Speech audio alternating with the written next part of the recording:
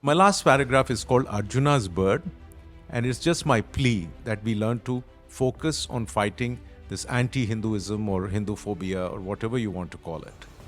How this present phase of Hinduphobia, which has spread not only through pathways such as schools, colleges, and mass media, but also through pervasive, persuasive, and highly viral forms of the new channels of social media, will ever be confronted and neutralized, is indeed the big question of our times.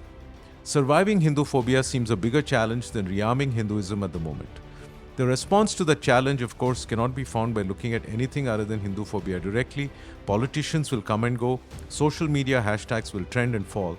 But the stone cold reality of a wall of lies being erected around the lives and minds of your descendants will not change unless that and that alone is observed.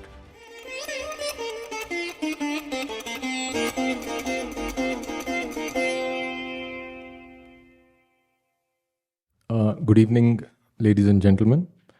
When we were planning how to conduct this panel discussion, both Vamsiji and I agreed that it would be proper to start by remembering the recent victims of the terror attack in Jammu and Kashmir and Riyasi. And I'd like to start with reading out their names individually, because very often it so happens then that when the victims are of the Hindu community, their names are often forgotten and it's just numbers. So I'll just read their names one by one. Vijay Kumar, Arun Kumar, Anurag Verma, Ruby, Pooja Sahni, Titu Sahni, Rajendra Prasad Sahni, Mamta Sahni, and Shivam Gupta. We'll have a 20-second silence in honor of the victims.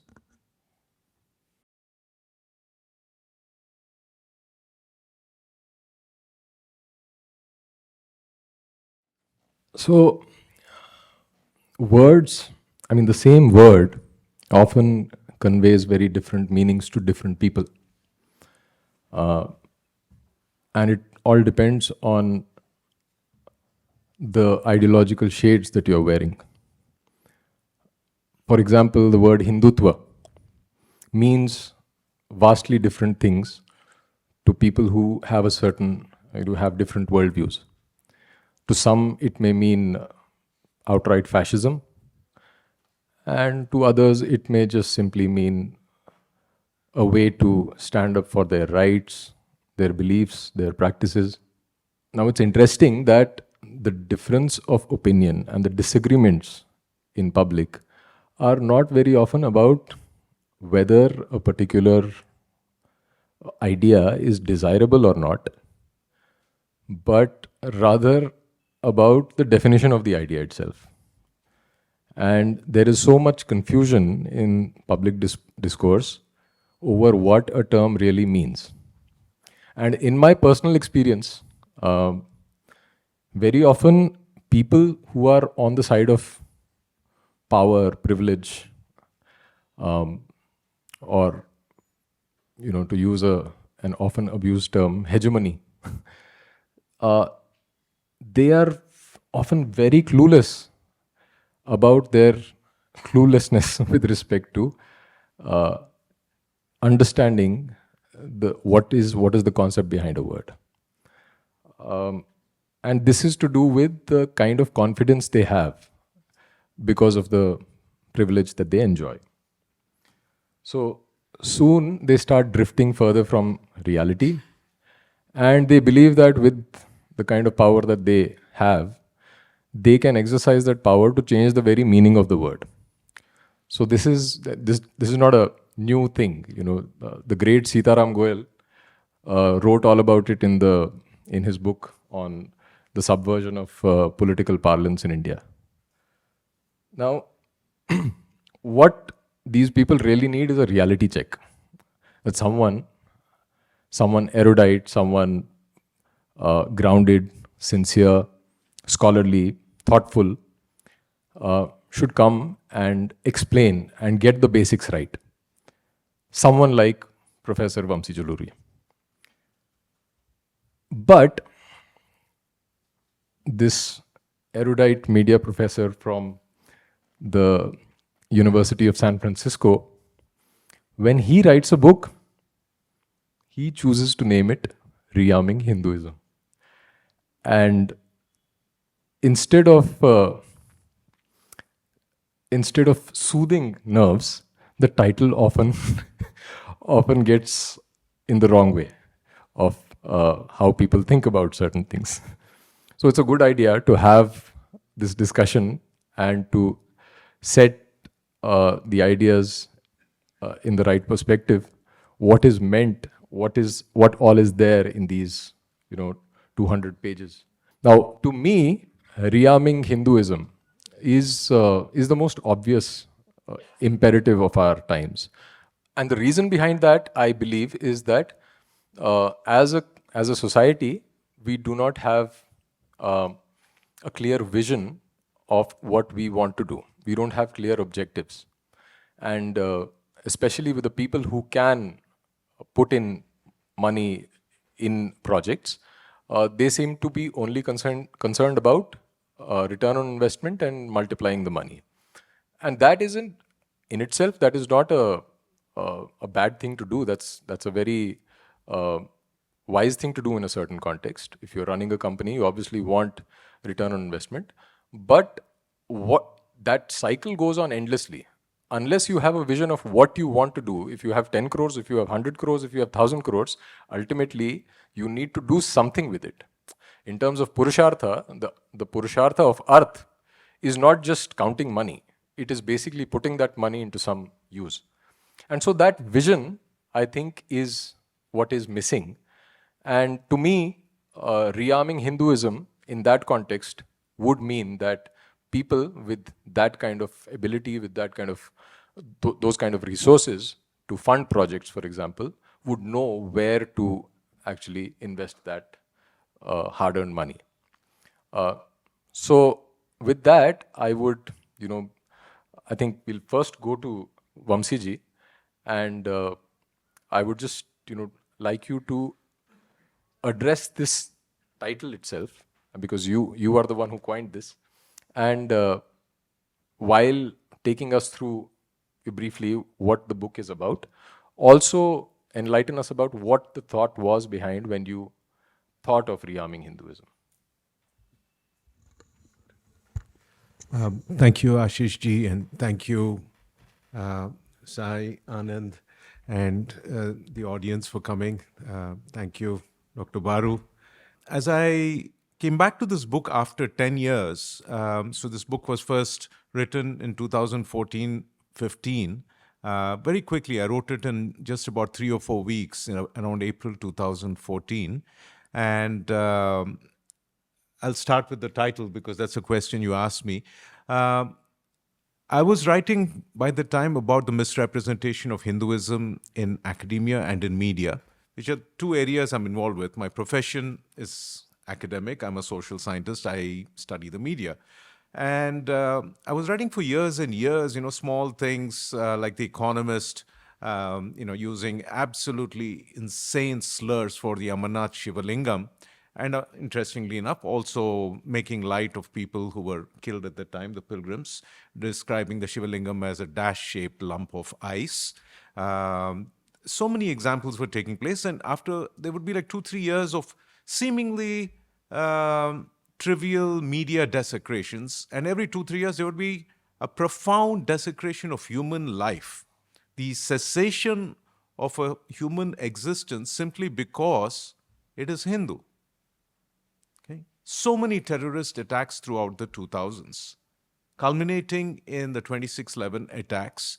And the world was looking away, or they were coming up with very fancy theories, such as, soon after 2611, they were talking about how this was all a kind of cool social justice because India was a capitalist success story, capitalism was failing people, and the great egalitarian hope was to settle scores and create equality through, well, a bit of violence. So what? It's only Zionists and Hindutwas, and white settler supremacists in the posh hotels who are being given social justice. That's the kind of rhetoric, that Arundhati Roy and Amitabh Ghosh and Pankaj Mishra and a host of people were spewing in the New York Times and elsewhere.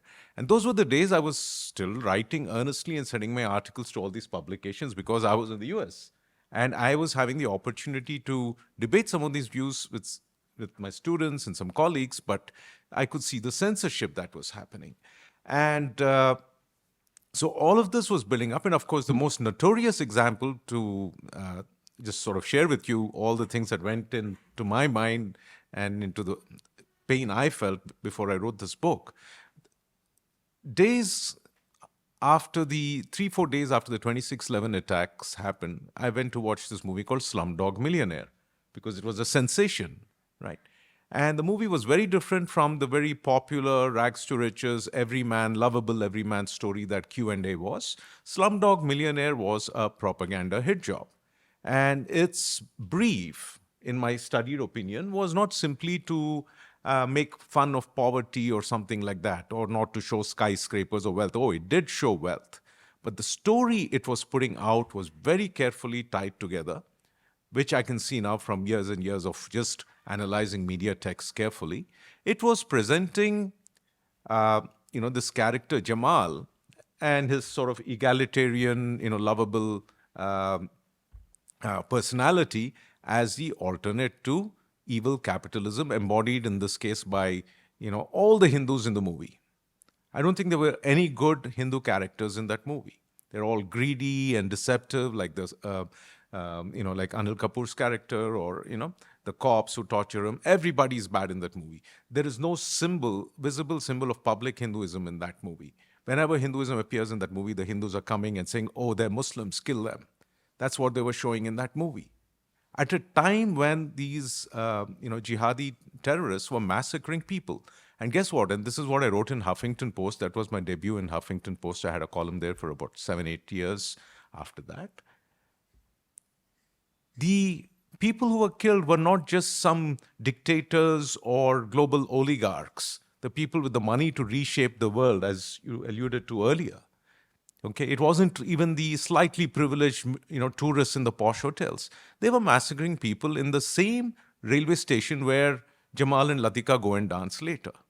So I was witnessing this bloodbath, this horror, and this hypocrisy in the media, this dishonesty in the media, and various issues like the California textbook issues where, Hindu children and their parents was, democratically, like good citizens asking for changes in the textbooks. They were being smeared as Hindu fundamentalists and fascists and so on. So all of these things were happening, and I quickly wrote this book in April 2014 in 3 or 4 weeks. And I was looking for a title, and then I saw this image of Narasimha Swamy, and I'd seen this place. I'd been to Hampi once before in 2005 with my students. But it wasn't until 2014 and writing about all these issues that I realized that this image of Narasimha Swamy, Lakshmi Narasimha Swamy, is a symbol of the predicament we were in. We were literally amputated. So the arm I refer to in rearming at one level is quite literally the right hand, your writing hand. So I just realized that here are these 1 billion people who are supposedly in a booming country with a huge GDP, getting richer and stronger and all that stuff, and even getting militant, they say, Hindutva and all that. And you don't even have an arm to write your story with. You don't even arm to write one line and say, "Hey, I'm Hindu, I'm human too. I have human rights too." You're not even allowed to write that.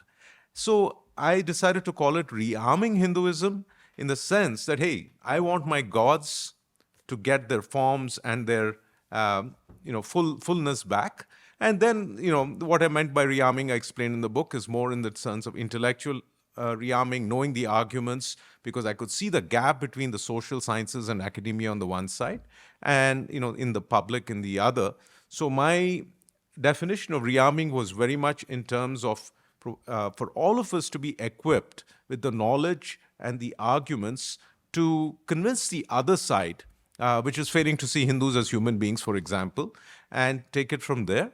This book ended on a tone of hope. Okay, 2014, because I felt hopeful. I mean, I did start with a mood of anguish because of all the things I described, like right from 9/11 terrorist attacks, when I was a good liberal Marxist professor of cultural studies, trained in all the good stuff, but still a devout Hindu somehow, I don't know, handling these two different epistemes in my head.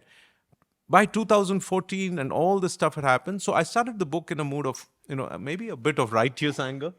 That's why Narasimha Swami picked me, maybe, to adorn my cover with. It was all about discovering the wisdom of our ancestors. So, Amish's books were creating a sensation. I had heard his talk at the Jaipur Lit Fest. So I felt there was more of a renaissance happening, a kind of a popular Hindu renaissance, of which, the political dimension was one part. And I also started listening to Narendra Modi ji's speeches on the campaign trail in 2013-14. I'd never heard him before. Before that, I just used to assume whatever New York Times said, was okay at face value. But then once I started listening to him, I started getting this sort of Gandhi vibe. And I was an old, big Gandhi fan, as I said in my introduction. At least Hind Swaraj, I still respect very much. So I was finding nothing particularly divisive or harmful in what this modern-day Gandhiji was trying to do. So I was sort of going along in the euphoria. I ended this book on this idea that things are looking up, 2014. Now, 2024, let me introduce this book. Paradoxically, I started this book on a tone of hope again. As it happened in January, which was just before my mother's first annual ceremony, we all went to visit places associated with her childhood. Dugirala near Vijayawada, in Andhra Pradesh, Mangalagiri, where she stood for election in 1985. And I went there in 1985. I was about 14 years old. 2-3 days I was with her during the campaign. I didn't even go into the Narasimha Swami temple. So this year I got to go to the Mangalagiri Narasimha Swami temple. I was in the Srikakula Andhra Mahavishnu temple, which I wrote about actually in yesterday's Indian Express, because interesting things are happening politically. Kashmiri, Telugu, Tamil is on the stage. So it is a very interesting mix. Okay, I'll leave that for later. So I was touring these Andhra temples on January 22nd this year. Every village, every street of India was saying, or at least most parts of Andhra was saying Jai Shri Ram. So I was carrying that mood of optimism.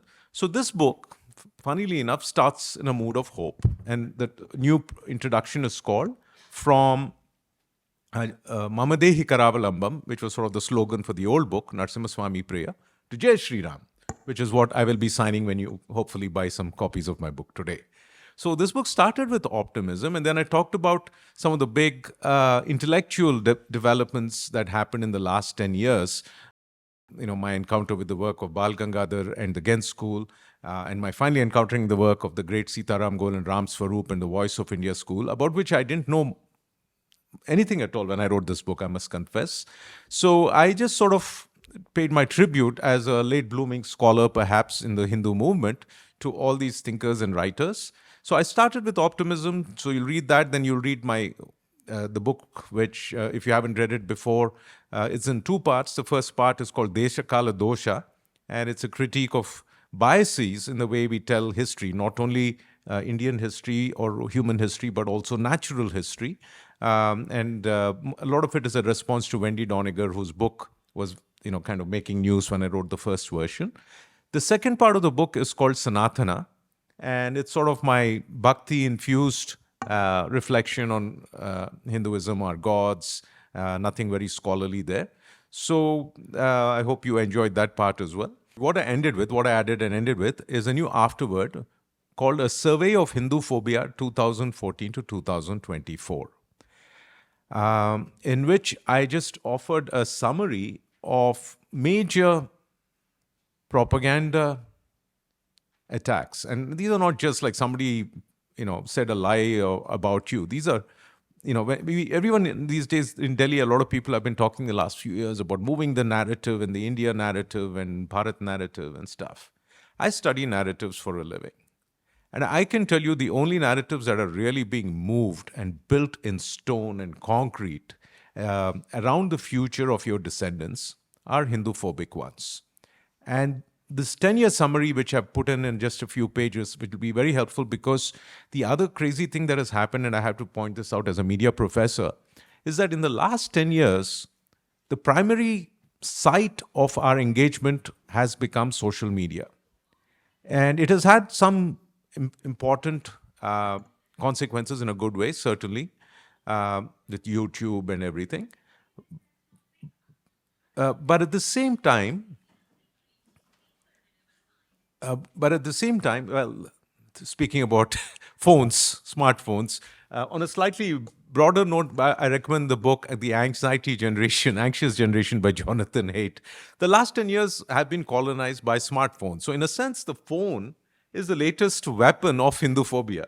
You know, it's so interesting. I have the word arms in my book, and we're all the time trying to put any illusions of weaponry or fighting spirit at arm's length on our side, whereas the propagandists and the genociders of human history are inventing newer and newer weapons. And social media is, I mean, the smartphone is primarily the weapon through which a lot of crazy things are happening in the world, including Hinduphobia. So, long story short, I wrote this afterward because it's very important for us to have in print, in writing, this 10-year account of all the things that have been thrown at us, get imprinted in our minds. Because on the phone, things come. There's outrage today, we've forgotten tomorrow, euphoria day after tomorrow, again outrage, and so on. But I want us to hold on to the thoughts of these last 10 years, everything that's happened. And I talk about mainly media things, but I also talk briefly about tragedies, like the Pulwama attack, the murder of the tailor in Jaipur, various other horrible things that happened, the lynching of the sadhus in Palghar, the Bhayanaknath temple, a few things that come to mind. And then I also talked about the very important work that has been done on recognizing institutional Hinduphobia. 8th class citizens, not even second.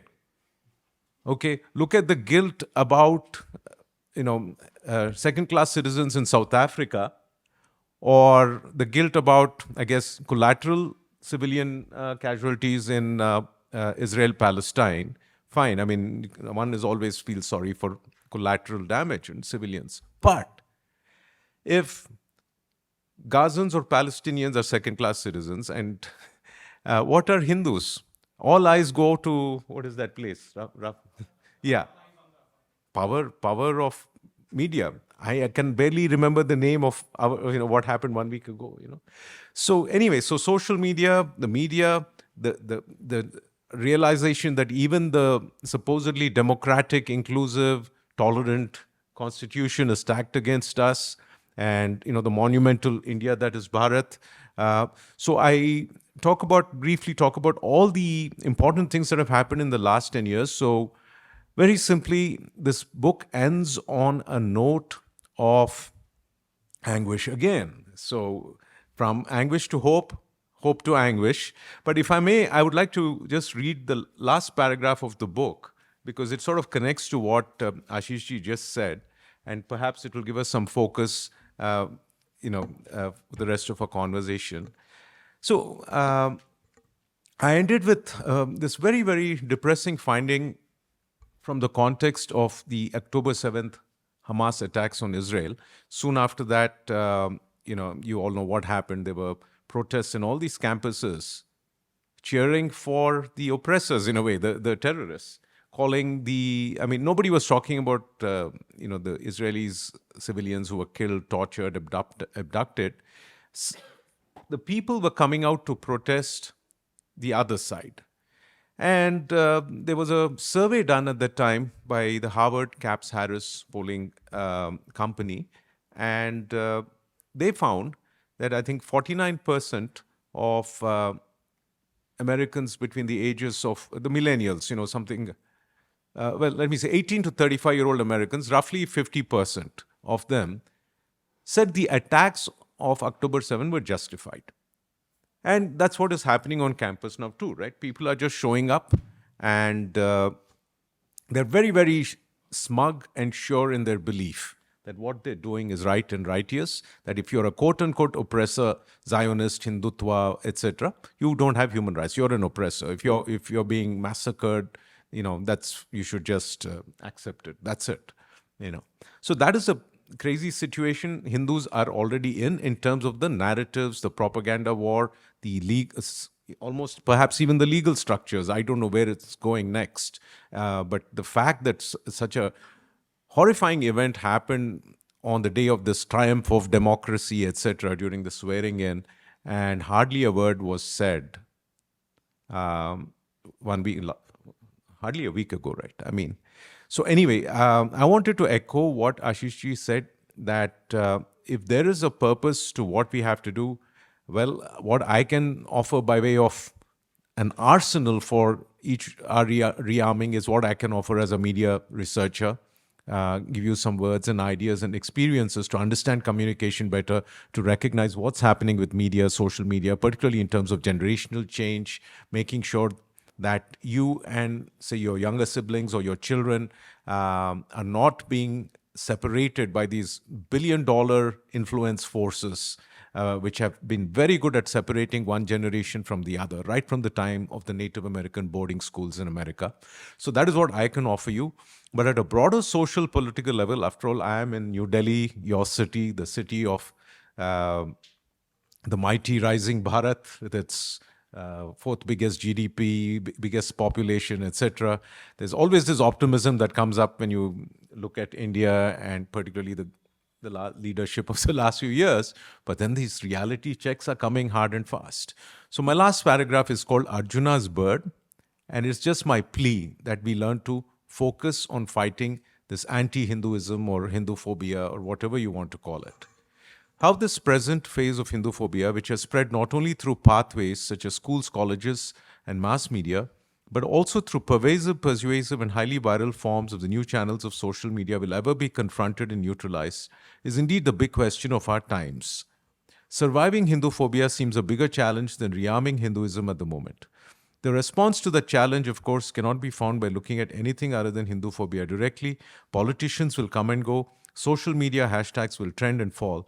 But the stone-cold reality of a wall of lies being erected around the lives and minds of your descendants will not change unless that and that alone is observed, like Arjuna fixing his gaze on the target bird's eye.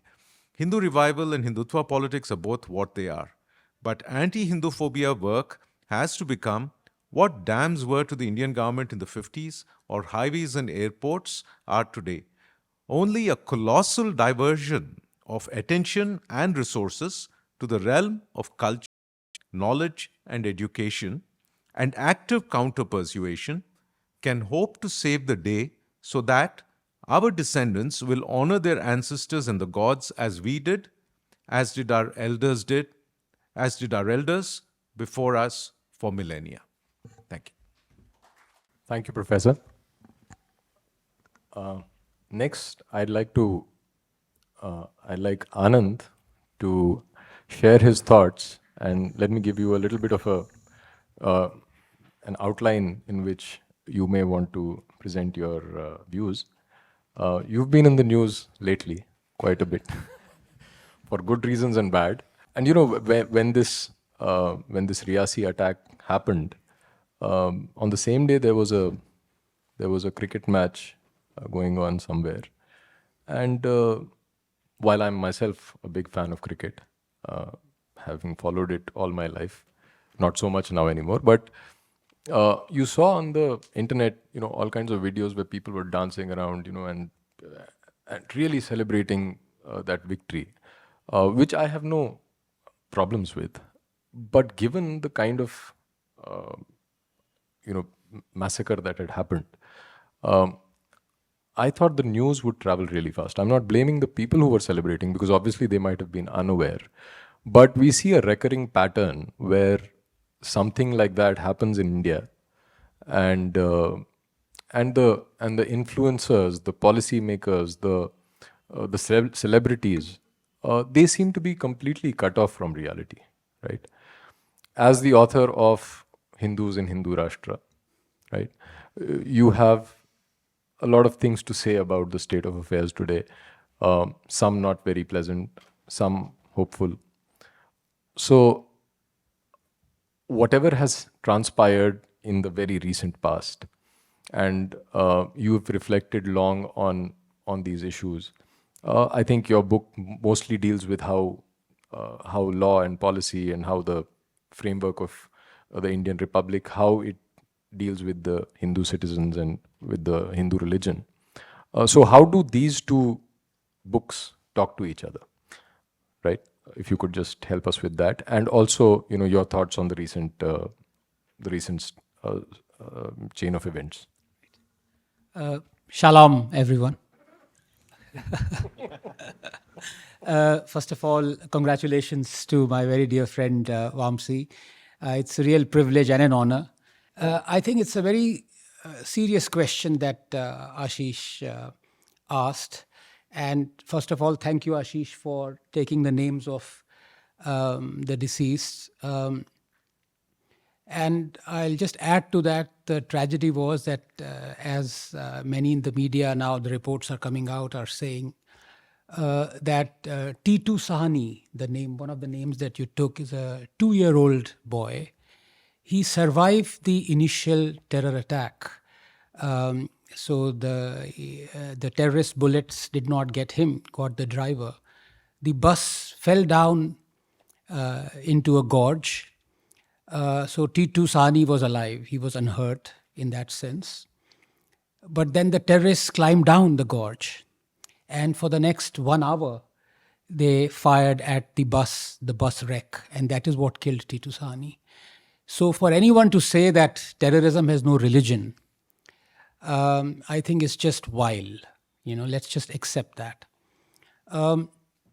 We've reached a stage where I think even though in our hearts and minds we want to say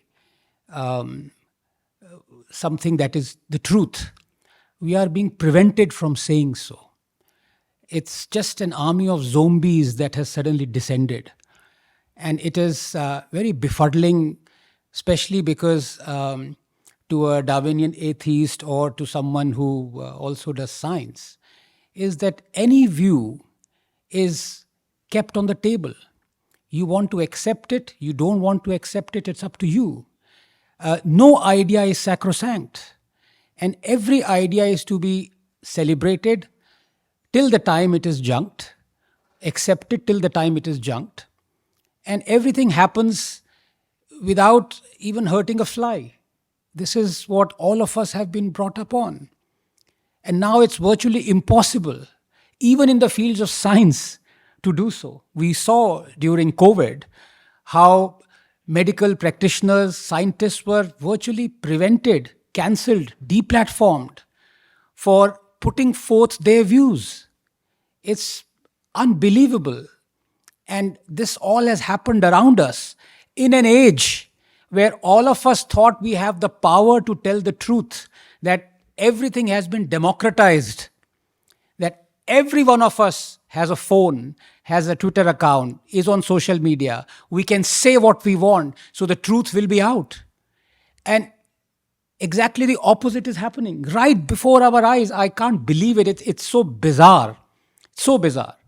And one harks back with, I think, even poignancy is not the word, with pathos, that the word Big Bang, the theory that we accept that created the universe, Big Bang theory, that everything started and then, of course, Hubble shift came and now we know that it is true. Of course, we don't know what was there before the Big Bang. But the person who coined this phrase Big Bang was the one who actually believed in the other opposite theory of steady state theory, Hoyle. Such was the beauty of science. Everything was on the table. Every person's idea was celebrated, and we've somehow, I don't know what has happened, and now when Vamsi, what we are seeing unfolding in the US universities in the last, I think, especially 6 months, 7 months, is beyond scary. It's beyond scary. So I would like to say 3 or 4 points, Ashish, if I may. I think more than rearming Hinduism, because I read the first edition and I've skimmed through this. I agree with all your premise. But I would like to say more than rearming Hinduism, we need to disarm Abrahamic religions if Hinduism is to survive. What do I mean by disarming? I mean legally disarming. Because let's be very honest about it. There is no other way. I am not advocating any other way. But you are seeing that there are religions that hold sacrosanct as one of their principal dogmas as to convert others, to bring others into their fold. That is an axiom in them. In fact, you are rewarded heaven if you convert someone and bring that person into their fold. And if you have such philosophies within a society, how can logically Hinduism survive? It's almost impossible because the rewards on the other side are just too many. And we've seen how coercions, forced conversions have led to vast swathes of Indian lands, territory, peoples being converted. And the next stage, obviously, is as we know, multiple examples that the person who's converted is more vociferous in proclaiming his newly adopted religion than even the people who have been through generations belonging to that religion or that dogma. So there is no way out. As the most prominent example, Allama Iqbal, the poet who was supposedly called the ideological father of Pakistan, his grandfather was a Kashmiri Pandit. And who would have thought that it would take 1.5 generations for someone to be so vocal, and absolute religious bigot in the sense that he said, I have a sole purpose on this earth, which is to defeat infidelity and break all idols, and that is the whole sole purpose of Islam. I mean, these are his words. He was the one, in fact, who was the pallbearer of Ilmuddin, the one who killed the publisher of Rangila Rasool. And these are the people we celebrate. There are awards on Allama Iqbal in India. In Pakistan, of course, there would be, but in India, there are awards on Allama Iqbal. In fact, the word Allama itself should not be used because that is in reverence to this guy. So what other things does one require? I think the most prominent one is legal. You have to be absolutely certain that Hinduism cannot survive if you carry on with this process of turning a blind eye to illegal conversions. We've seen it in the South. We've seen it in Punjab, of all places. No one seems to be acting on this. But more important than that, how are we rearming Abrahamic religions?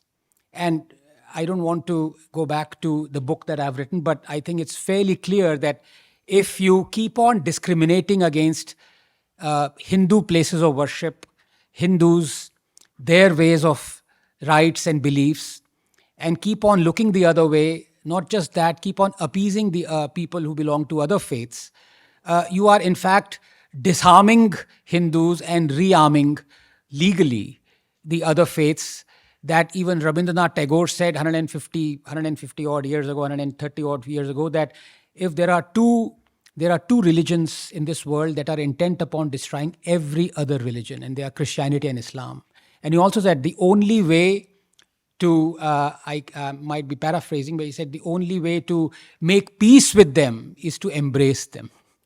So he was also, sorry to sound despondent because Sai is obviously here, but the fact is there is no way out. I'm being very honest about it. Sooner or later, I doubt with the policies we have, I doubt Hinduism is going to survive. The fact that you are in exile 33 years, 34 years after 700,000, 500,000 of you then were driven out. Hindus driven out of lands that belongs to Hindus. And no government cutting across party line has done anything. I'm seeing you, it is in one sense a pleasure, but in other sense it's really painful. I don't know how to deal with this. I don't know of any large country, Vamsi, where people, the majority are refugees in their own land. I mean, do you find Germans as refugees in Germany, Brits as refugees in Britain? But there are 700,000 Hindus, majority population of India as refugees in this country. Where did we go wrong? How difficult could it be? And we've reached a stage now where when a person repeats what the Accountant General said in 2019 of a model to rehabilitate safely and securely 700,000 Kashmiri Hindus victims of genocide, that people are interpreting today as a call for genocide.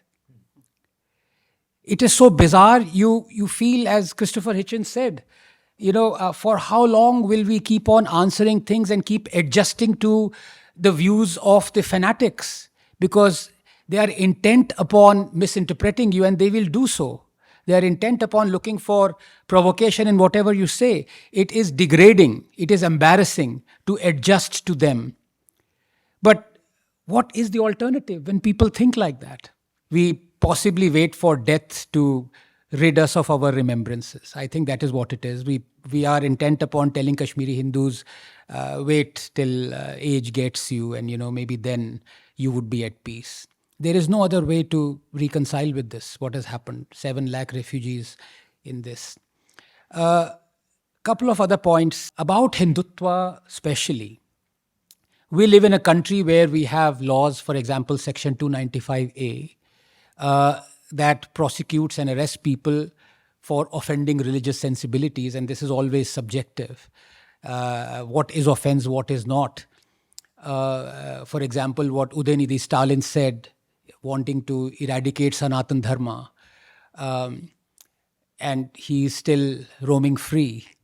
Whereas one 20-year-old, I think, boy from Maharashtra who advocated people not to go to Ajmer Dargah, he was thrown in jail because he offended the religious sensibilities of Muslims. And no newspaper or media covered it. They covered it only after he emerged from jail after 45 days. This is the country.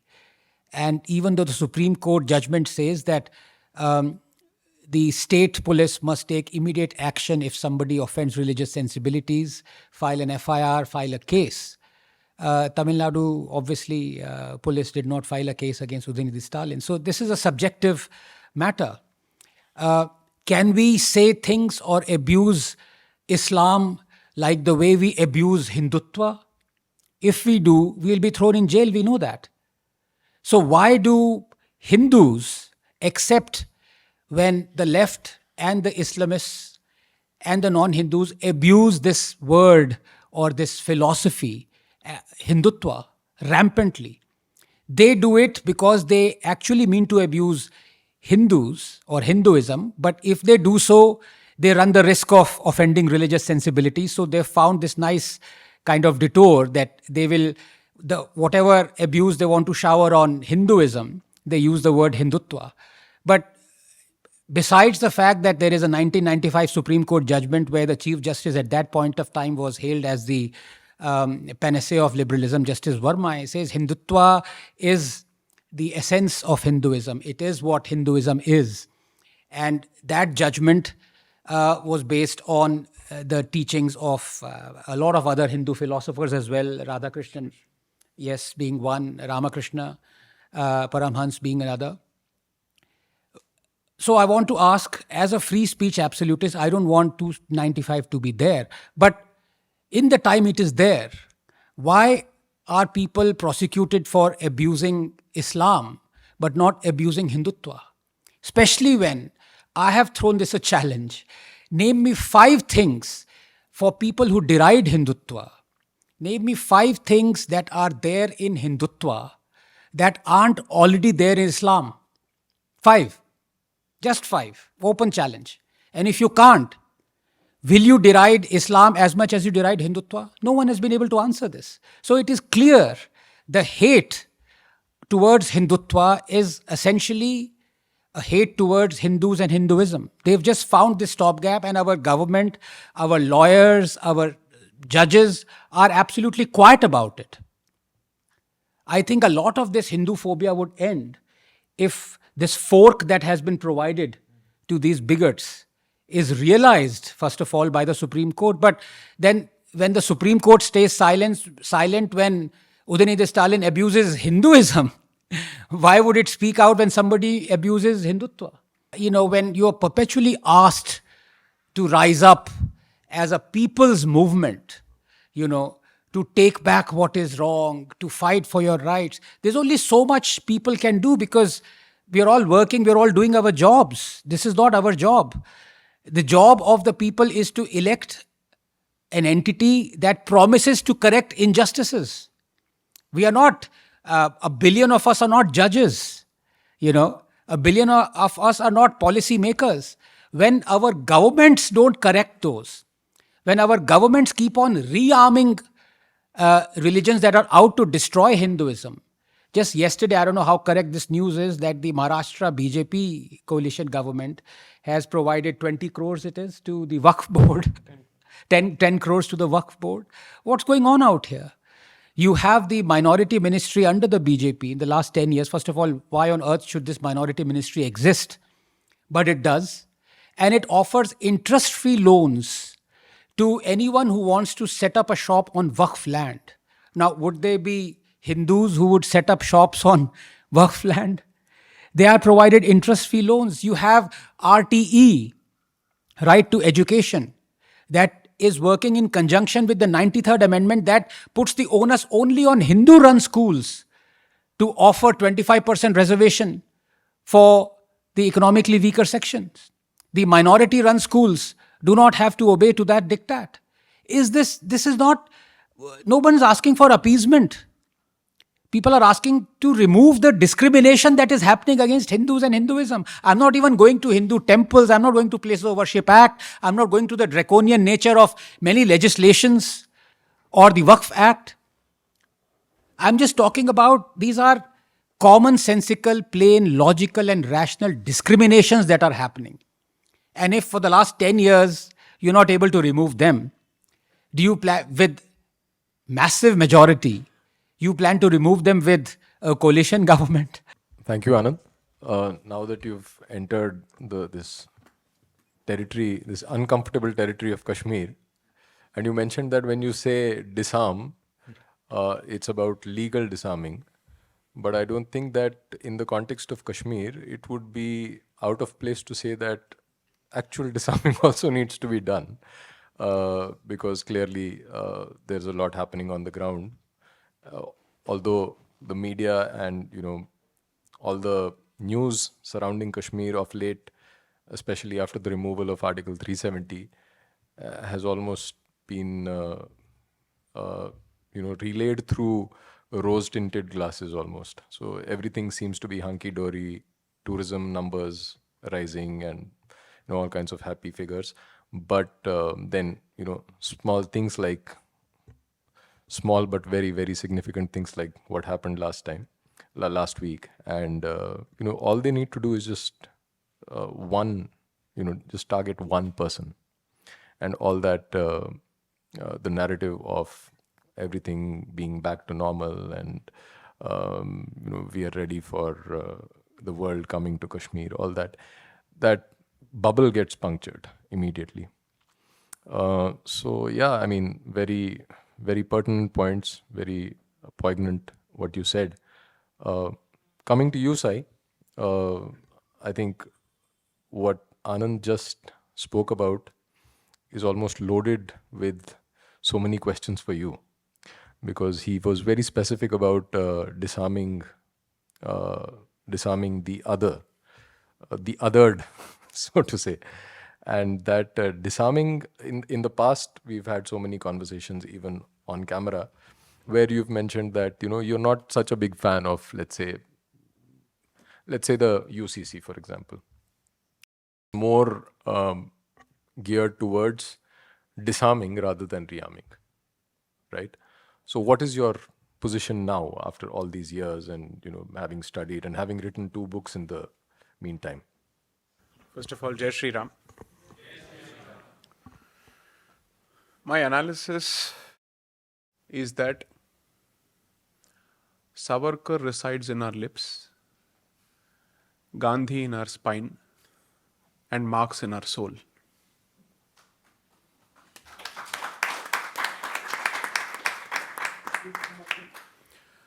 Savarkar resides on our lips, Gandhi in our spine, and Karl Marx in our soul. Because the rule of keep left has not changed. I genuinely believe that the end result of the last 10 years is the utter success of the left. They have successfully proven that even the ones who call themselves on the non-left use Savarkar exclusively for lip service, while having the will of Gandhi in dealing with jihadi terrorism, and while constantly pushing Marx in every realm of our social sphere, specifically in education and history. That has not changed. So Savarkar Savarkar on the lips, Gandhi in the spine, and Marx in the soul. So, I say this for very clear reasons, and I'm not saying this because this is, wordplay at play. The existence of a right is, first of all, the biggest possible myth in this country. It does not exist. It does not exist whatsoever. It exists in breach, not in default. It exists in the proviso, not in the section, to put it in the lawyer's language. And it's a minuscule proviso which exists in enclaves and islands, not in the mainland. I'm going to be thrown two specific initiatives or two specific projects, the Ram Mandir and 370. This is what people are going to tell me. I will repeat this for abundant public consumption. Ram Mandir was well on its way even before 2014, because the verdict of the Allahabad High Court came when no Hindutva party was in power either at the state or in the center. Because the evidence was so irrefutable, and most importantly, the determination of that case, let's say of the proponents of the case from the Hindu side, come on, they fought the entire system when the BJP was not a political force to reckon with. They've been doing this for decades and centuries, for God's sakes. So the construction of the Ram Mandir, yes, but the verdict in itself, somebody else must take credit for it, the people who actually worked for it. And it's not just about the lawyers. All the groups that came together to make it possible. 370 in itself was never the goal, it was only a means to an end. Are we anywhere close to reaching that end? Is it even remotely in sight? I'm completely with Anand when he says that how much can you expect the society to constantly wake up when it knows that it does not have leaders? Because even in cultural spheres, you need the Pareto principle at work, where you have cultural leadership being provided, thought leadership being provided. Every societal structure of the Hindu system and the Hindu way of life that was meant to provide cultural leadership was systematically destroyed by the independent Indian state by taking forward the colonial policy. Then the entire society has been rendered subservient to the state and to organizations without having their own means to protect themselves in any way, economically, socially, politically, or for that matter, even physically. So at this point, I'm genuinely hoping that out of sheer compulsion, the society will look inward. When I said this from 2014 to 2024, I was being told on social media constantly that this guy has no better thing to do than to constantly criticize those in power. Because I said, okay, let time prove me right. It's not as if I want to be proven right. If I'm wrong, the society benefits. If I'm right, it's unfortunate. It's unfortunate if I'm right. Because it doesn't help me in any way. It endangers my family, it endangers my children, it endangers my extended relatives and my well-wishers, just as it endangers every other Hindu.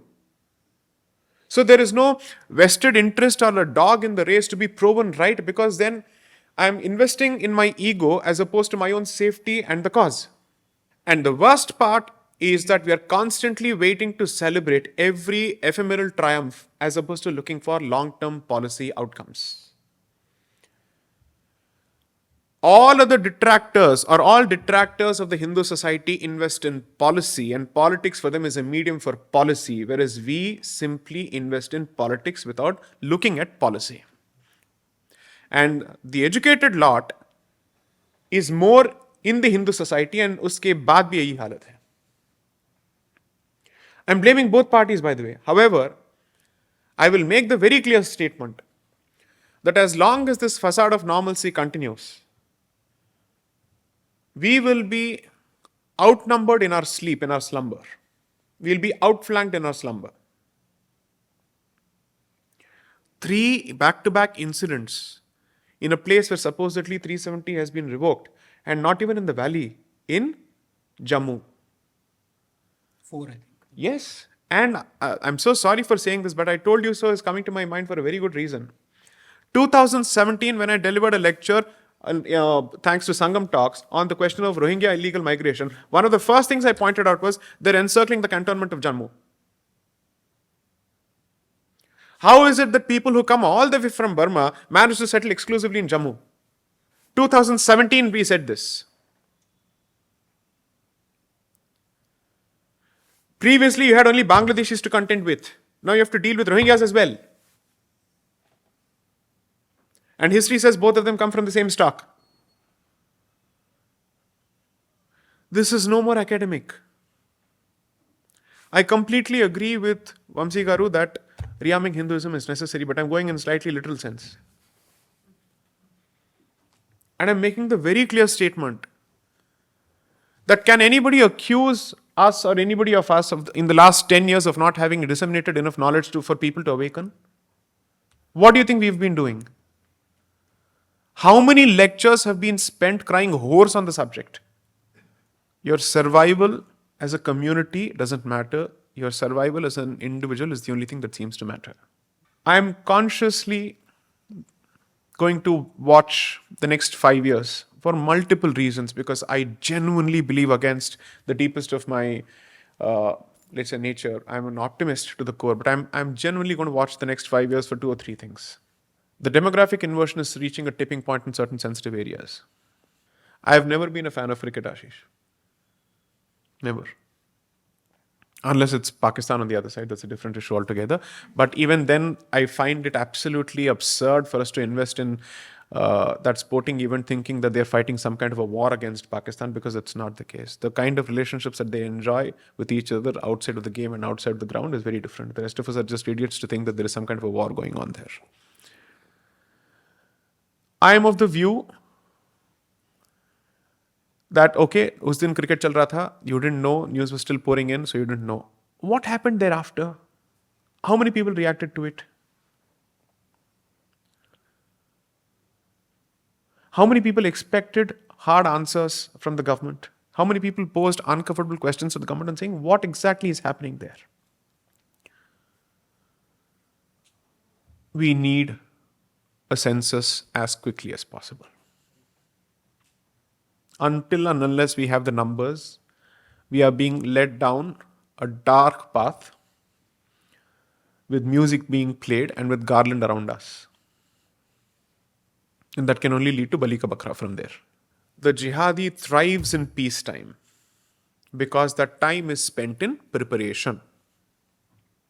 Whereas that time is spent by Hindus in celebration. And when suddenly you're caught unawares, you have no response mechanisms whatsoever. I certainly believe that there are some aspects of our problems and challenges that can be addressed legally. But law requires political will to be its starting point. The ball is set rolling by political will. Political will is made possible by political incentive or disincentive. As someone who also leads a regular professional life, I am saying that Hindus are in that unfortunate position where they have no other option but to constantly scream and air their expectations. So in the interest of self-preservation, what are the options and cards on the table that you're actually left with? Almost nothing. Because the reality also is, what are the political options otherwise? Horrendous. If the elections of 2024 proved anything, You really have nobody else to choose from. What a pathetic situation for the largest democracy in the world. So, the reality check that the verdict has given to both sides with respect to their respective positions is, according to me, the only silver lining of the outcome of 2024. Most of us remember how 2004 felt. So, we should have been relieved that 2024 was not a 2004. But we are actually hoping that this would be a tipping point of sorts, because now is the time that the society also gets to stand up and make itself. So everybody has to go through an internal chintan and manthan in the language that they love to use.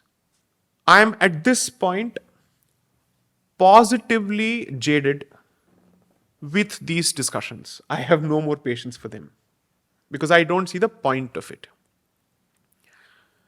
I'm just hoping that the actual works which will stand the test of time and posterity, such as these, will be constantly produced in the hope that the young generation that is consuming it will draw the right lessons as opposed to reading pamphlets and propaganda documents. Because the hope is that we actually hold the mirror and speak truth to whoever is in power and say, sorry, our issues are yet to be addressed. When people said Kashmiri Pandit कर क्या रहे थे, वहां से उन्होंने पलायन कैसे किया, वो पलायन नहीं कर रहे थे, उनको वहां से भगाया गया.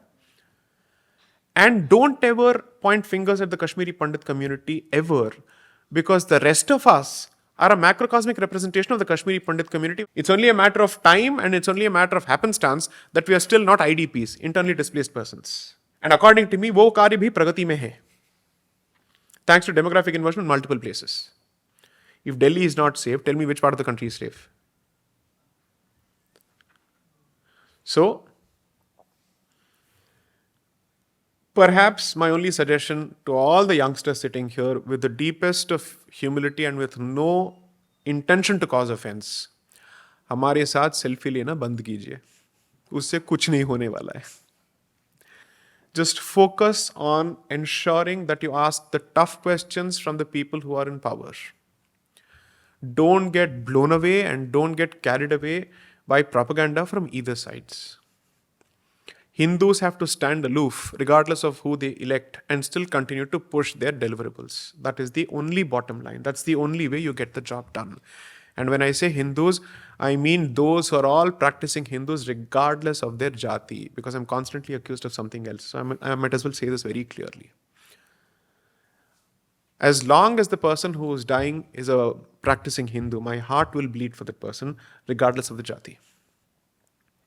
My position on the subject may be nuanced, may be slightly difficult or even calibrated for people to agree with. That's a different issue. But when it comes to a matter of life, livelihood, dignity and protection, I am on the same page as Savarkar.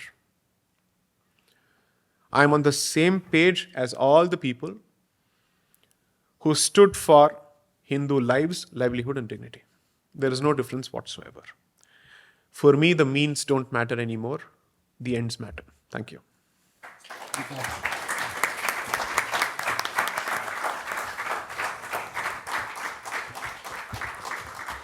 Thank you, Said. And before we open it up for audience Q&A, I just have a small request of Professor Jaluri. Since we were talking about propaganda and media and things like that. So in our earlier conversation during the podcast, you had mentioned that you'll be working on the book on propaganda and how that has a relationship with Hinduphobia and the other topics that you've covered so far in your various books. So please expedite that work because we really need it. Thank you. Right. Praveenji, where is Praveenji? Message for both of us. So I think we'll open it up for audience question and answers. Namaskar to everyone. This is Apratim Tripathi. My question is not directed at anyone specific here, but I would like to set the context by quoting a tweet from Mr. Sai Deepak. In the interest of making their law-abiding lives livable in an increasingly hostile environment, it would help to keep at a distance the newly minted alleged Hindutva-Vadi social justice warriors who push leftist anti-dharmic stereotypes under the garb of Hindutva using Savarkar. With that in mind, I have two questions related to Savarkar's Hindutva because we know there are certain definition problems. That. So, although it may be a misunderstanding, one of the byproducts of Savarkar's Hindutva has been the promotion of a neo-atheist idea, or what I perceive as an anything goes idea of Hinduism, which is contrary to ritualism and Devupasana. How much does this impact or say harm the essence of being a Hindu and of course Hindutva itself? Second part. Savarkar also advocated for the annihilation of caste, a stance he pursued vigorously in the aftermath of the Khilafat movement. He saw this as essential for protecting Hindus and organizing them into a Sangathan. How do you view this perspective? Also, it would be really insightful if all of you could discuss on this, including Ashish sir. Thank you. That's why when I closed my opening remarks, I said that I stand with him on the question of protection of everyone. And I prefaced it by saying that when it comes to Hindu institutions and Hindu Jeevan Pranali, my position is obviously calibrated. The attack on Varnashrama Dharma, according to me, is the direct product. And according to me, that is the textbook instance of the success of leftist propaganda across the country. I will stand by the very clear statement that caste hatred, caste supremacism have no place. They never did. They should never have any place whatsoever. Be that as it may, Varnashrama Dharma certainly has purchase when it comes to some of our traditional institutions. Those who do not wish to subscribe to the values of those traditional institutions are under no fatwa-esque obligations to do so. You have been provided alternatives to it. From the Gayatri Parivar to every other organization that believes in disseminating the knowledge of the Vedas freely to everyone regardless of jati, there is no restriction whatsoever. The ones who wish to subscribe to those notions must equally have the freedom to do so because the Constitution permits it under Article 26. So the question that I would want to ask is, since the ones who constantly speak on the subject quote Dr. Ambedkar, did he put in a provision in the Constitution asking for destruction of caste as a structure or jati as a structure or varna as a structure, despite having written a book on the subject? For whatever reason, whether he wanted to do so to preserve reservations for a certain group of people, that's a different issue altogether, but he chose not to do so, right? I am of the very clear view that I'm using the position of Savarkar only for the purposes of protection from the outsider. But how this system will conduct itself within itself, there is significant diversity for everyone. You want to follow the Arya Samaji route, you have the freedom to do so.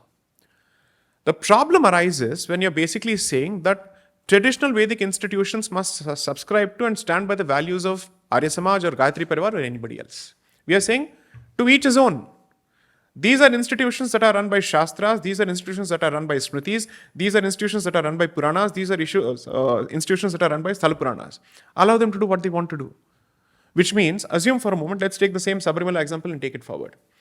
If you choose to construct a newly minted Ayyappa temple in any part of this country, and you choose that the rules of this temple will be very different from the rules of the actual Ayyappa temple, can anybody stop you from doing so? But that institution is the epicenter, and that institution will live by the book that has consecrated it or that governs its practice. Right? Let's assume for a moment you set up a new temple altogether in every street, wherever you want to. And you say, sorry, here Varnashrama Dharma will not reign at all. And we will choose to appoint somebody else as the priest because we believe that he's trained, he's good enough, his character, we want him. Who can stop you? Who will stop you? Legally, you can't be stopped. Shastrically, you can't be stopped. That's for you to decide. But what is it that you're constantly trying to do? Is that you're constantly trying to foist your notions on that group which is today a minority. That institution which is a minority. And the fact of the matter is, these are the only institutions that have managed to withstand the test of time when it comes to preserving the spiritual aura of that place. That is why people still go to these places of all the institutions that have been built across the centuries. These are the institutions everybody gravitates to. That is why when I use the word decolonization, I'm saying you have chosen to look at your own history with such an absolute loathsome vision that you don't even want to understand what it speaks of. You don't even want to understand what is its position when it comes to an Advaita philosophy, what is its position when it comes to Vyavaharik philosophy, when it comes to certain places. We don't want to strike the distinction at all whatsoever. So I am very clear that when you choose to use the very same stereotypes that were minted in the crucible of the missionary and the Marxist, and you use that under the social justice label, under the label of reform, to start attacking these institutions, you're not doing any service to Hindutva. And in fact, if I may say so, I say this bluntly, Savarkar would have disagreed with you, because you quote Savarkar when it comes to beef consumption. Savarkar never said that. Savarkar simply said, please learn to protect people as much as you protect cows. That was his position. He did not actively say that I will hurt the sentiments of Hindus by actually putting out pictures of beef consumption. You want to eat it? I'm sorry to say, I don't agree with it, but the choice is yours. I can't do anything beyond that, unfortunately so. But do you want to really hurt people's sentiments by doing this? I'm sorry, then how are you any different from Burhan Wani? You're not. Please understand this. Hinduism is calibrated and diverse. It doesn't follow the one-size-fits-all template of other religions. I am not saying dehumanize people. The problem is from here the jump will be, there Sai Deepak supports untouchability. That will be the jump from there. That will be the jump from there. Everyone who resorts to this mischievous reduction is not a friend of a Hindu.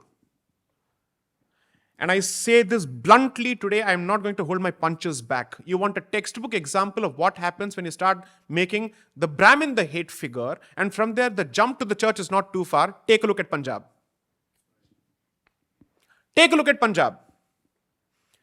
They first decided to vilify the Brahmin in the name of newly minted versions of Khalistanism under the British period. From there, they gradually moved towards anti-Hinduism because the jump from there is not much.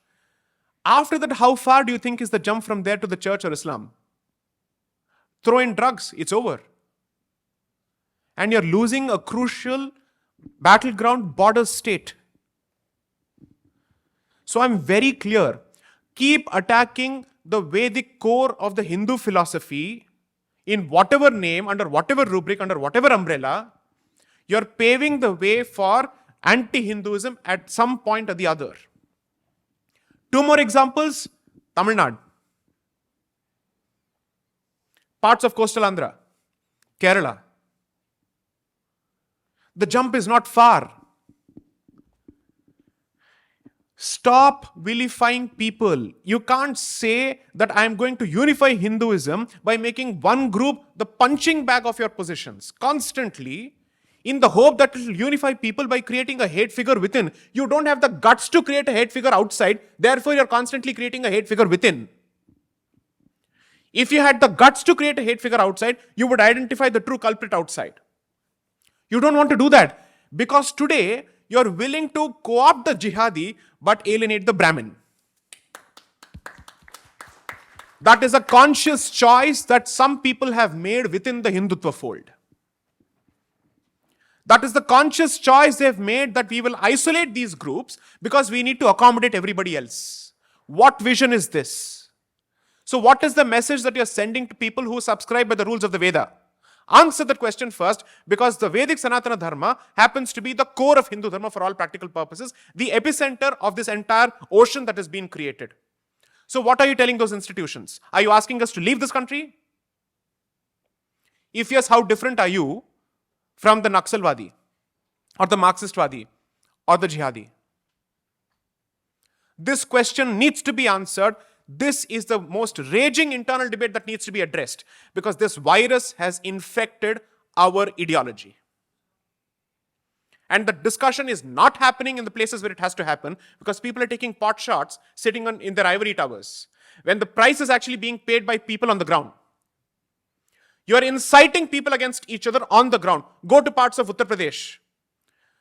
The biggest threat to Hinduism, especially in Uttar Pradesh, is going to come from Chandrasekhar Azad. You take it from me. You take it from me. It's going to come from that gentleman.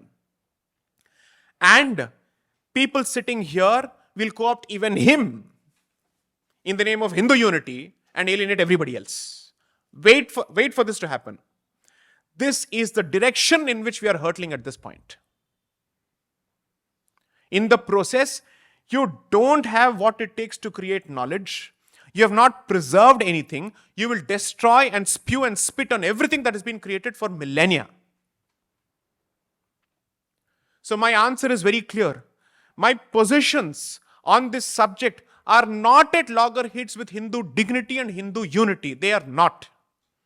And if you constantly want to use untouchability as the touchstone for every position on Varnashrama Dharma, I'm sorry to say, you must be treated as an insider-outsider or a mole or a Trojan, which is even worse than the outsider.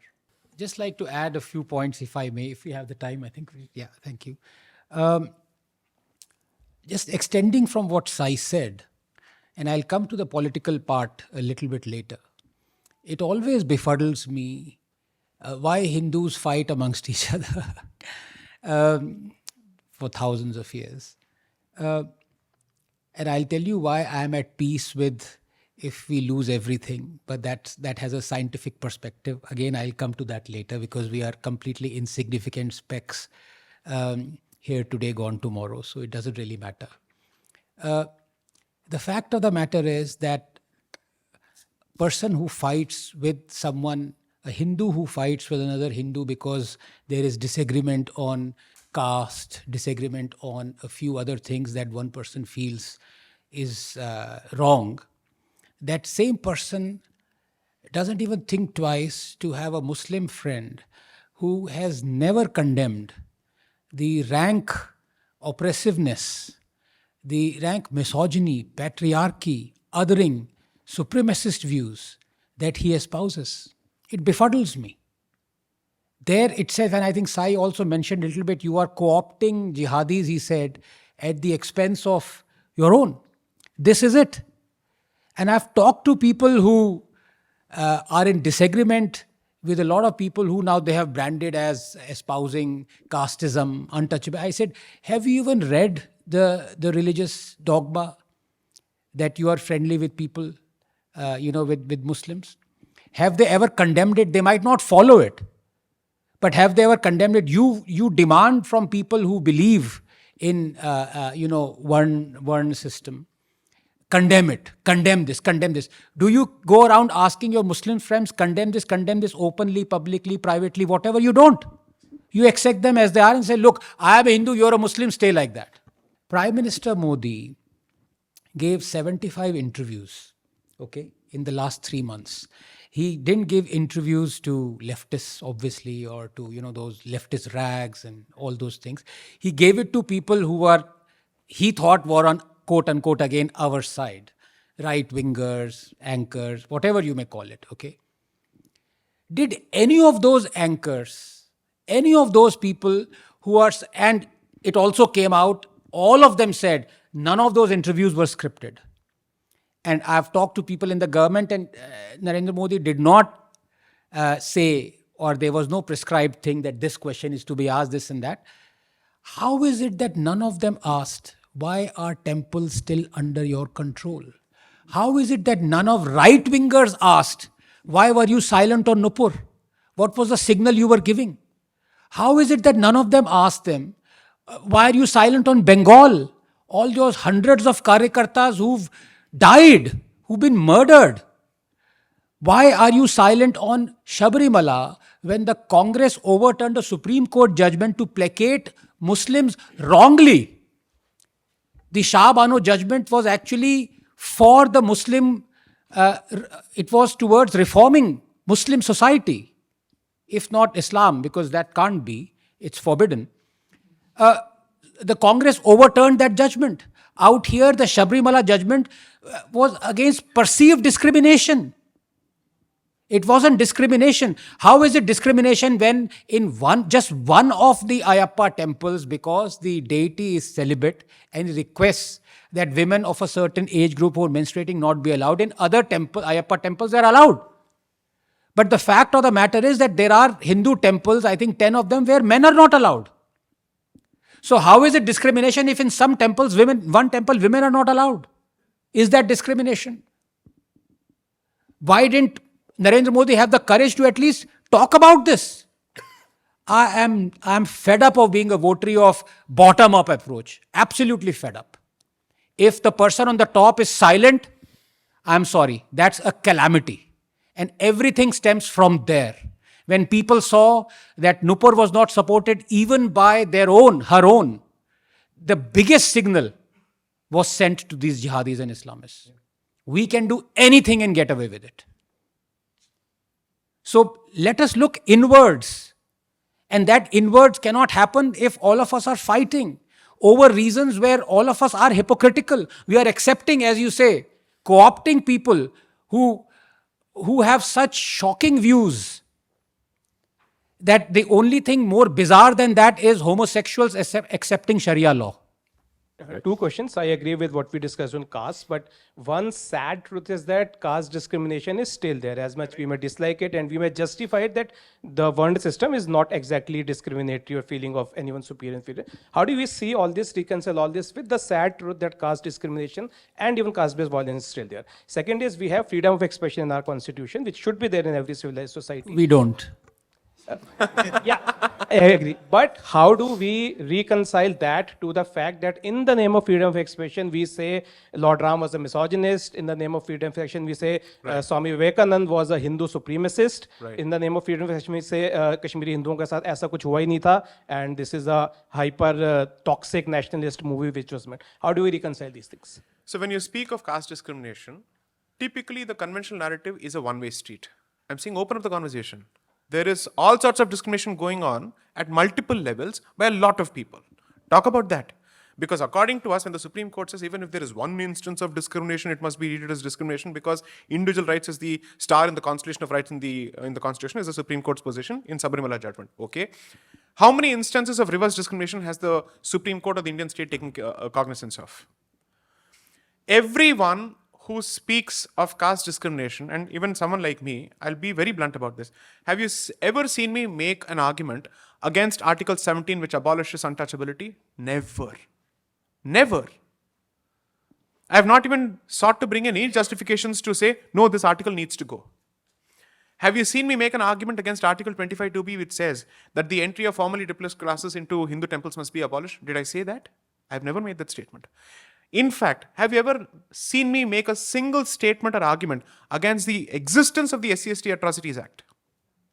The only time I actually took a position, and it's on public record, UCC lecture, Bangalore, when they tried to boycott me, as part of that lecture, a boy from perhaps the Dalit community asked me a question. What is your position going to be on this? Will the BJP government in the garb of bringing the UCC affect our rights? At that point, I said, of all the governments, the BJP government does not have the guts to do it. Nothing of that sort will happen. Your rights will be fully protected because when the Supreme Court specifically inserted safeguards within the SC/ST Atrocities Act to prevent its abuse, this government legislated it out.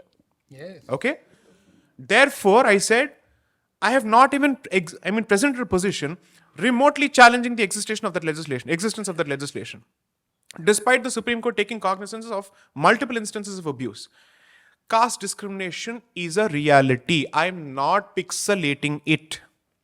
I am not pixelating the fact that it actually happens across the board. I have never even denied it. When I wrote the piece that even if the formulation of caste is a Western construct, so what? I actually have that email specifically saying, I told the Indian Express that you mistitled the whole damn thing because that my title was not caste as a Western construct. I said caste as a Western construct, so what? Does it change anything on the ground? That was the question that I was asking. So therefore I said, the problem starts with official fixation of the structure completely and branding it for life. That means once you enter a certain category, you're stuck with that for the rest of your life. When in fact, the movement and mobility of jatis has been different prior to its official fixation by the British man. That's where I was coming from. Now, let's assume for a moment you say, but still caste discrimination or Varna Jati discrimination existed before. Allow me to say this. Discrimination of all forms has always existed. The fact that you choose to focus your discriminatory lens exclusively on caste gives the distinct impression that all of the social structures are free of discrimination. So gender discrimination exists. Yes or no? It happens now both ways thanks to 498A. Right? Now in such a situation, shall we destroy the concept of genders altogether? But the left is already doing it, is what I've said. That's what they're saying. Right? Religions also discriminate against each or between each other. For the most part. What do you want to do? Every identity will create the concept of them and us. Then you should have a fundamental problem with the concept of identity itself. Let's start by saying Vasudhaiva Kutumbakam, therefore there's no concept of family also. Because then my family, your family. What are you expected to do? I would have expected the Indian state to hit the reset button on the manner in which Indian social structure has been represented by the colonial establishment in 1947 and change the whole damn thing by saying present facts, don't pixelate anything, but don't magnify or exaggerate something. That is the position you should have taken. And that goes with the caveat, certainly have the Atrocities Act, certainly have the provision with respect to abolition of untouchability, certainly have the provision with respect to entry of formerly deprived classes into temples, have all of that. I will even go to the extent of saying so for whatever period. Reservation as a formula, if it is meant to actually address certain grievances, retain that but don't expand it beyond that. But what has happened over the years after the Mandal Commission? It has only seen the Mandalization of the Hindu community, not consolidation of the Hindu community. It hasn't. You can't speak of annihilation of caste on the one hand and constantly speak of expansion of the pie of reservation on the other hand. And you can't say that reservation will be given exclusively on birth basis, but you have a problem with Varnashrama Dharma on the birth basis. These arguments don't fly. That means you will pick and choose a certain argument to hit out at a certain system, but you will retain everything else that you get by way of a benefit thanks to the very same system. That can't happen. That can't happen. That means you're therefore saying the existing status quo works fantastically for me because a certain piece of literature helps me constantly guilt trip you, and the benefits that come out of the guilt tripping will continue in the constitutional form. How fair is this? The very same set of people don't get to talk about caste annihilation because their entire electoral arithmetic starts and ends with jati. The day you stop it, you get to pontificate to others. But as long as you're pontificating to us on jati, and you're also having jati-based calculus for electoral tickets and ticket distribution and how do people vote, you don't get to speak of samajik nyaya and social justice at all. You're the last person who should pontificate the rest of us on the subject. I am never going to say don't speak of discrimination. I've never said that. I will never say that. Go for ameliorative measures, but somewhere strike a balance. Somewhere strike a balance. Today you've skewed it so much that the Hindu community is now fighting like rats within itself, amongst itself, as opposed to focusing on external challenges. And that battle has proven itself to be the most important and dangerous battle in the elections of 2024, which according to me is a reflection of the future path of the Congress party. I said this before. That they have realized that this is the weak link. And then we had geniuses basically saying, that's why we are saying Jati ko destroy karo. And you tried pitting Jati against Hindutva, Jati won. You should find a way to blend both. Why? Let's take the answer of what the other gentleman said. I'll explain this. Jati is a phenomenon of the subcontinent, of the Indian subcontinent, because we have all been Hindus at one point, right? And therefore the Jati identity continues. What happened during the colonial period is the exaltation of the Jati identity at the expense of the Hindu identity. Exaltation of the local identity at the expense of the Sanskritic identity, therefore leading to Jati-based movements and therefore leading to regional movements and chauvinistic movements like the Dravidian movement. The same fault line has expressed itself in two different ways. Therefore, the point is, if the other communities also have Jati, there is a very famous preacher from Pakistan who speaks on a regular basis, and apparently Amir Khan is a great fan of this man, and they met in Makkah also. This gentleman never... No, not engineer. This guy never stops saying that I'm a descendant of Prithviraj Chauhan. He never stops saying that we are Rajputs. That Nasal identity continues to exist even there. You're telling me that there are no caste-based churches in Goa or in Andhra Pradesh or in Telangana? Of course they are there. But why is it that they are not suffering from divisions? Because they are not focusing on internal divisions when they're looking at everybody else outside. We have chosen to consciously air internal divisions in public. Fine, go ahead, deal with it.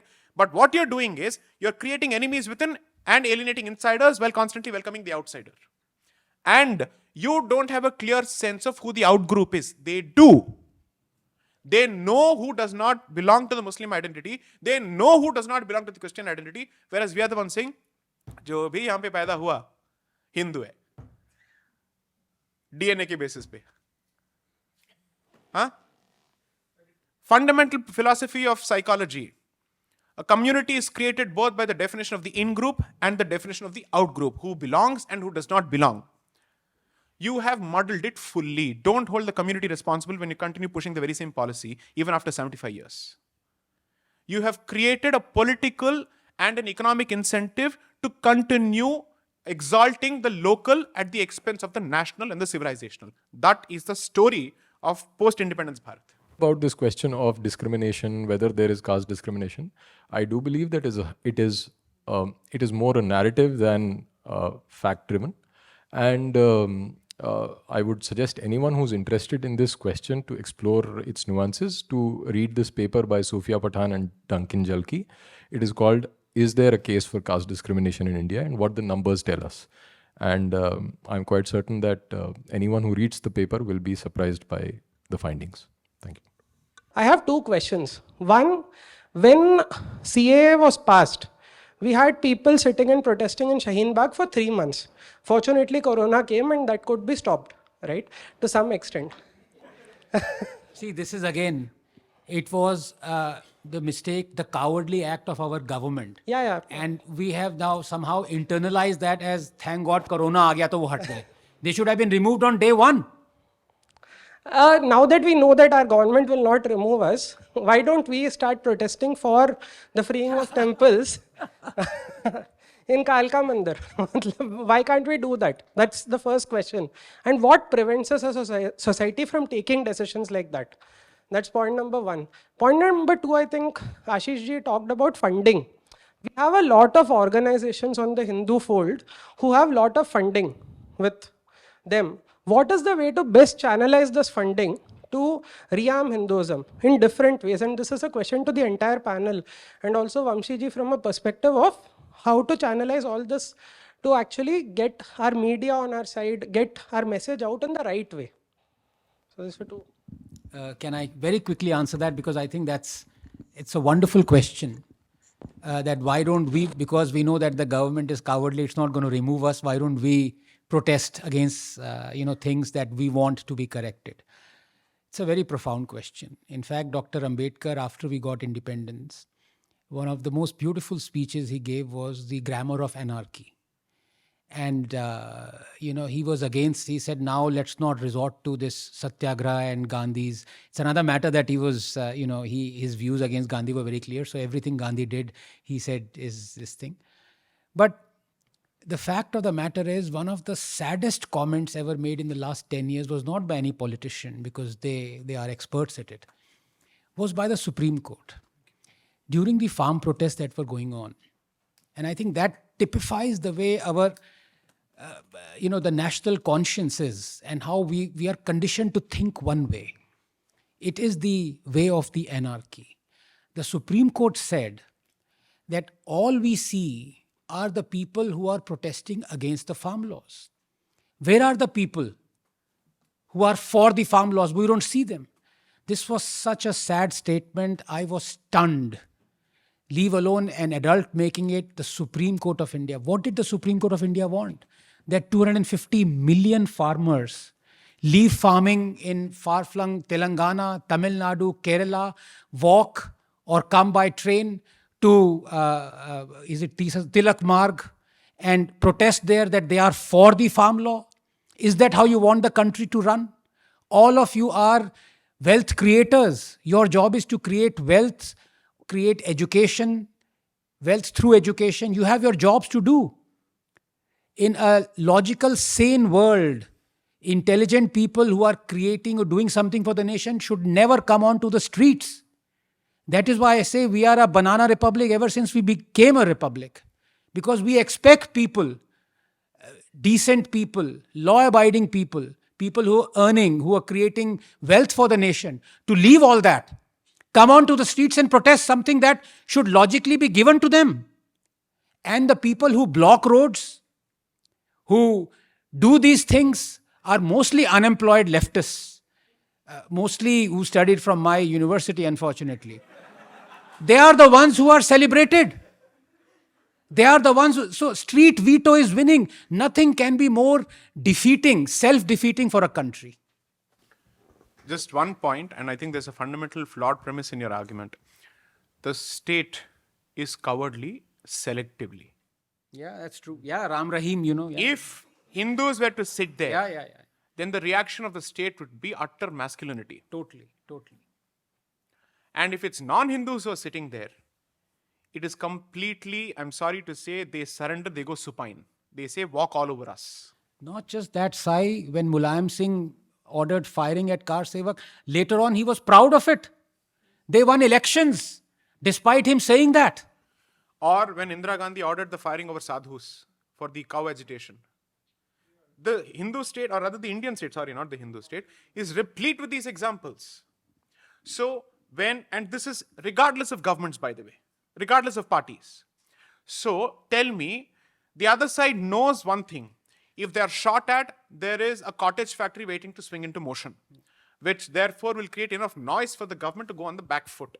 One, you don't have the cottage factory. Second, you know for a fact you'll be caught alone. Three, you know that the government becomes even more, let's say, bold when it is the Hindu on the streets.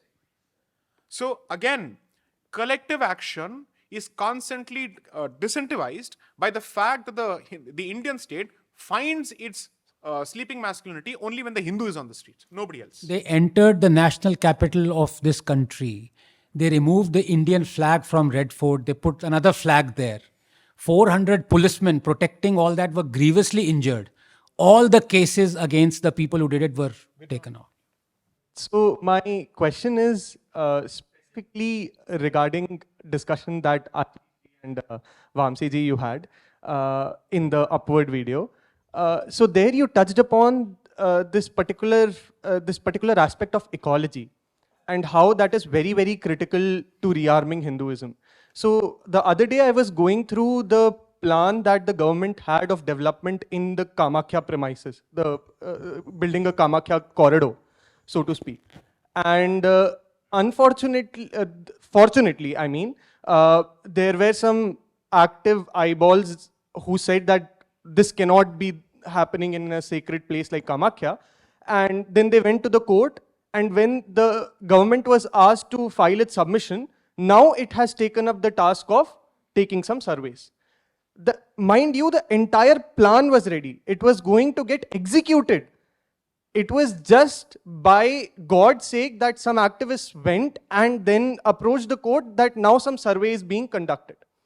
So my question to you is, why is it that the ecological aspect of the preservation of sacred sites of Hinduism is almost neglected in modern discourse? Like, there is no attention paid to it at all. If you term as Shankaracharya of Purimat rightly put it, the moment you say development, the people there bend, the Hindus start bending. So that sort of an attitude, why does it exist? Actually, yes. I think I got rearmed in the company of this amazing discussion and company. So rather than get into a lot of words, I seem to have it figured out in just 4 or 5 letters. Okay, just 4 M's, but actually this P. So P and 4 M's. The P is the obvious one, propaganda. Since that is the book Ashish ji has told me I should write, and I want to acknowledge the wonderful work being done by Hindu Parenting blog and our 1984 class friends who are here. I just taught an online class on the book 1984. Hindus, everybody should read 1984. I think we should read more and learn more about Western society and what it has put on us to really understand what's going on. I see so many parents saying, oh, we're worried about Hindu phobia, we're worried about this, we need to send our children to more Ramayana and Bhagavatam and all these classes. And what are these classes doing? Many of them are just saying, learn to chant Bhagavad Gita and then you'll become a better employee tomorrow, a better manager. So, learn to chant, sure, but, you need to learn to chant to experience the full consciousness that will make you what you are. So the P is the propaganda problem. That's a big issue. I'll put it separately. I think so many things we talked about today came back to the crisis of propaganda. As I said, the biggest crisis is the propaganda within. Okay, propaganda isn't just something that some far-off leftist is doing to you. The most pernicious propaganda today is the propaganda being done in the name of Hinduism by so-called Hindu leaders. So that's the P part. I want to get it out of the way. Now I want to say 4 M's that occurred to me. Movie, mom and dad, Moogajeevulu, Manadevullu. I can't help it. I went into my mother tongue, Matrubhasha. I'll explain each of these very quickly. Movies. I was thinking of a movie called The Gods Must Be Crazy. I want everybody who has done the very difficult task of reading Sai's books and mastering constitutional history and the concept of coloniality, okay, which it took a passionate speaker to bring to the people of this country, not JNU, not Hyderabad Central University, not all the people doing post-colonial studies like Professor Spivak's talk in JNU recently, which was such a fiasco. Not the travesty that mainstream academia has become. It is a young scholar who has brought the concept of decolonization into the lips and hearts and minds of thousands of people in this country. Okay, if you've read that book, if you've read Anand's book, if you watch Upwards videos, you know what is going on. So I want to tell you just one more movie because that's how I end up figuring out things. Watch the movie The Gods Must Be Crazy. It was from South Africa. The movie was banned because it was made during apartheid in the 70s or 80s. Delightful movie. Starts with a happy family living in a forest somewhere. Coca-Cola bottle is dropped on their head from a plane. First, they're all fascinated by it. They're making use of it. Okay, then they start fighting over it. Then they all realize their whole peace of mind has been destroyed. So they think it's like a curse from the gods. Flying gods dropped that curse. So they send one brave fellow, you take it to the end of the earth and throw it away. So what is the Coca-Cola that has been dropped on our heads? Development, Coca-coloniality, mass society, many other cores. So think about all of this garbage we are living in our minds, in our lives, in our relationships with each other, in op-ed pages, which ruin a beautiful headline. And by taking out the most interesting part. So, deliberately. So, Gods Must Be Crazy, that's the movie I would like us to think about when we are reading and listening to all these wonderful, illuminating talks. Second, Mom and Dad. Well, first edition of this book came out just after my father passed away, dedicated to him. The new edition has come out a year after my mother passed away. I've written about it in the book. So why I'm saying mom and dad, it goes back to the question you just asked about the family, right? My whole thesis, everything I've been writing in the last few months is this idea of the vertical.